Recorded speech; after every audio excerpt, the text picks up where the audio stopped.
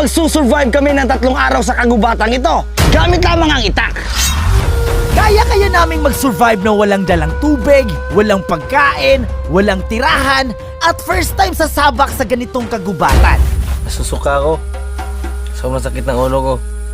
At nanginginig.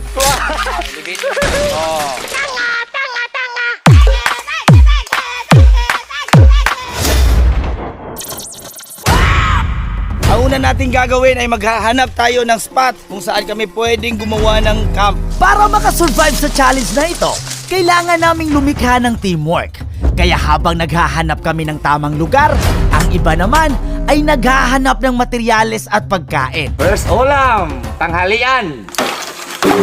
Dapat maghiwalay tayo para mas mapadali. Dito, pwede dito. Mas maraming kahoy na pwedeng gawing haligi. Pero baka malaglag yung gamit natin dyan. Bobo, wala tayong gamit.